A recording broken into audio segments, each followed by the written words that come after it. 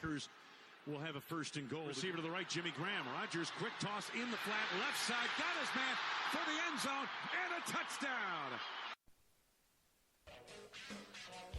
First and Goal podcast on Spreaker.com. And we're now on all your favorite platforms: iHeartRadio, Spotify, Castbox, Google Podcasts, Tumblr, YouTube, and SoundCloud. You can always follow us on Twitter at First and Goal Pod, and our Facebook page, facebook.com/First and Goal Pod 33. Get money,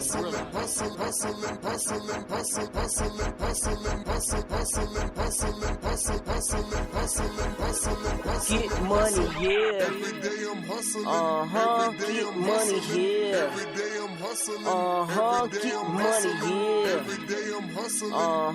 Get money, yeah.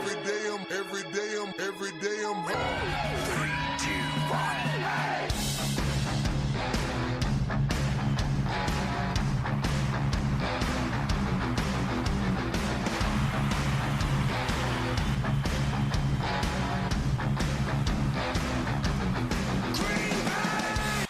And welcome, everybody, to another live edition of First and Goal, the 15th fucking take for the night. With me, your founder and producer, Jay in the UP, and as always, the boys down in Georgia and respectively South Carolina, Dave and Dylan. What? Just sounded so happy right there. I want the introduction every time now. What's up, First and Goalers? What's up, Fantasy World?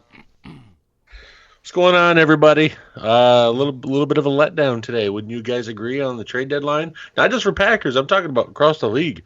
I thought there would be a lot more. Oh, yeah. There were Eagles fans all over social media crying about not getting a wide receiver, not getting a cornerback. Or, Darius Slay. Once I saw him on the market and I heard how he was going after him, whoo, I was like, watch, he's going to do a deal with the devil again. Well, at the end of the day, I'm actually not too upset about the way things played out. I mean, we did end up trading for Cleveland Browns defensive end Jannard Avery. Untapped potential. Exactly. He hasn't played much this season, but did play quite a bit last season, and I thought he looked real good. So I'm looking forward to seeing him out there as an Eagle because we sure could use some pass rush right about now. A little bit. I'm telling you, that's the price you pay when you touch Aaron Rodgers. Yeah, it'd be nice to see, Brandon Graham, Derek Barnett getting after it a little better than they have. I thought that we had a nice rotation coming into this year with Graham, Barnett, and even Vinny Curry rejoining the team, but no one has really stepped up and wreaked havoc like you would expect from the Eagles front line. Yeah. Fletcher Cox has been himself. Timmy Jernigan injury, it was a lot bigger than people expected. Well, not only Jernigan, but we expected to have Malik Jackson as well. Yeah. So that kind of sucks. Bradham's been in and out. Didn't work out with your boy Zach Brown. So. Yeah, I'm surprised he hasn't been signed yet. I really haven't. I mean, there's got to be something else other than the comments because he's too talented of a linebacker to just sit on the market like that. Man, that's what I thought, and especially if you poll people about what Green Bay could use. I mean, obviously receiver comes up, but linebacker right behind has, it. Been mentioned a lot. Well, you know what, folks? The highlight trade of the day. Aqib Talib for a 5th to the Dolphins. So Aqib Talib has been sent to NFL purgatory. Man, went from a contender with the Rams possibly being able to come back. Maybe at some point off IR, but Rams are like, nope, we're good. You go to the corner and go to Miami. Go. Hey, shunned him. The guy's made Pro Bowls. The guy's won a Super Bowl. Now he gets to end his career tax-free in Miami. Well, if you think about it next year, because I know they just put the other corner on injured reserve. Think about it. Next year they're going to have Talib and Howard as their corners.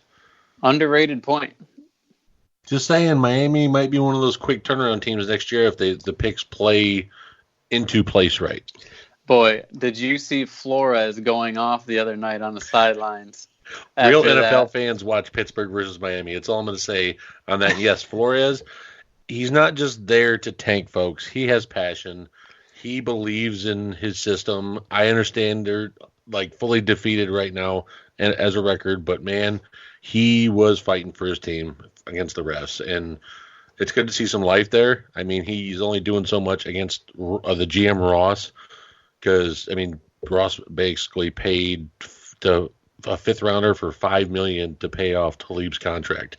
So a fifth rounder is still, I think it's a little worth more than what they wanted to give, but still, I mean, they got somebody for the future, but how long is Talib going to play for is the question. I tell you this. In the first quarter, I was thinking it was only a matter of time until they pulled Fitzpatrick and put Rosen in there with how well the team was playing. Because I'm sure the front office was thinking, oh, no, we're going to lose out on the number one pick. Someone go get Dan Marino. I don't care if he's 55. We're playing him. It was, talk about a turnaround. Mason Rudolph in that first quarter looked like an undrafted nobody from the Canadian practice squad. And then all of a sudden, the Dolphins refuse to switch defenses. They commit to man defense the entire time. And all of a sudden, Rudolph gets hot, and he's not missing any of the throws. The Dolphins decide to go man-to-man on a 3rd and 20 to close out the half. Engage and give up 8-man blitz. I have never seen it like that. Oh huge momentum touchdown. Huge. I believe that swung, from 14-10 to 17-10 in favor of Pittsburgh right at the half. Also, too, shout out to Deontay Johnson. A lot of people thought he was going to be, he's not doing well in the beginning of the season. He's not as good as the picks looked out to be. Man, the kid looks good. Yeah, we can talk more about him in the waiver. I just want to give a little mention, a little foreshadowing on that. No, he and Juju, winning 50-50 Finally, balls. Juju showed up. Yeah. This was the game to play him after the bye versus Miami. Hopefully you weren't a stickler and kept him on your bench because you were rewarded for your patience and playing Juju this week. Now, injuries, though. James Conner, sprained AC joint. Yep. After having a big night, too. Yeah, I read that he wasn't expected to miss a whole lot of time, but maybe at least 1 week. So if you have been holding on to Jalen Samuel, if he is available in your league, we'll be talking about him as well. Well, what I don't understand is people in the AFC North have already talked about, the Steelers, they're done. Not really, folks. The Steelers have a good chance of rebounding here and using this win as like a launching pad to get a string of wins together. I know they got a little bit tougher schedule than people think because you got the Ravens again. They're going to play, and you got a couple other high conference games. But, if the Steelers end up – the AFC isn't good, folks. If you get 9 wins, you can get in as a wild card. Yeah, people have been trying to figure out the entire season, especially after Mahomes started to struggle, who is the second best team in the AFC. No one seems to want to step up and claim it. Exactly. As far as the AFC North goes, Chiefs dropped 3 in a row. Yeah. You got Matt Moore in there right now. But on my way home, I was listening to RJ Bell and the guys from Straight Outta Vegas talk about the AFC North and made a good point that the difference right now in record is coaching. Steelers and Ravens both have consistent, experienced coaching staffs, while the Bengals and Browns really rolled the dice this season.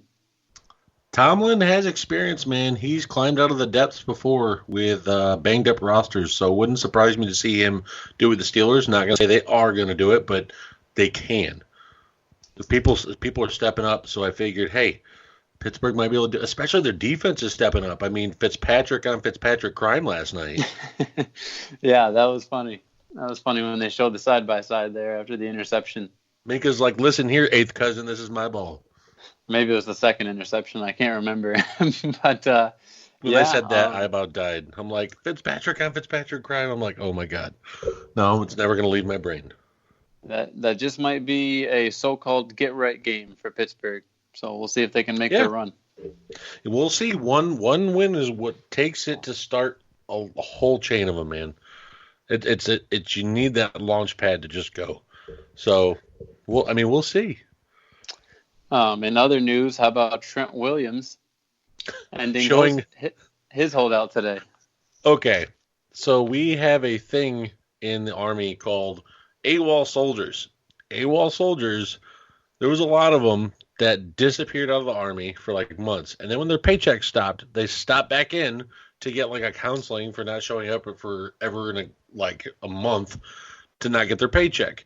And then they would show up to get their paycheck restarted and then go AWOL again. That's what Trent Williams did today. He literally went AWOL for first half of the season, showed up.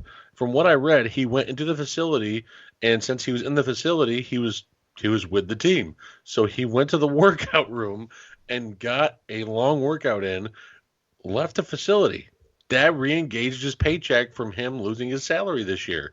And they asked, hey, you going to start outside the facility? And he said, nope, don't plan on it. Yeah, so there you have it. The fact that they didn't take Redskins. any trade offers and just move him today just makes them just stupid. The Browns had with how they're playing and they're looking projected, they would have a mid to higher second round pick. And if Redskins took that, they would have possibly 2 top 10 picks in the second round. The way it would look for them. And it's leftover first round talent. How do you not take that? The most dysfunctional front offices are making themselves known this season with some of the moves right that at halfway point. Yeah, it's more shown now than ever with the quarterback carousel in Washington and what's going on with Jay Gruden, and you've got Miami and what's going on with Cincinnati and the Browns, and it's just clear who's doing it right and who's not. And even with the Jets, I mean, you've got the latest now with Jamal Adams. And what's going on there? It's just a mess. Stabbing your player in the back, man. Good Lord. Yeah, hey, Coach, I want to stay here. I want to be a Jet. I want to remain a Jet. All right, he's out of the room. All right, guys, what can we get for him? Like, literally, that's how it went. Like, and by the way, I think we need to instill a new rule that no trades can be announced the day before the fucking trade deadline shows. Like 3 hours of TV was like fucking boring because like all the trades got talked about yesterday because they all got done. And so they put all these specials on TV for us to watch. And we sat there and watched a bunch of rehashed bullshit that we saw 12 hours prior. Fuck that. Like if you're going to put on shows for national TV, don't leak out all the good shit the day before and then nothing happens. And we all sit in front of the TV getting yelled at, waiting for something to happen. Nothing happens. It's not leaked. Fucking pissed. It's already done. That's the thing. You can't leak something that's already done.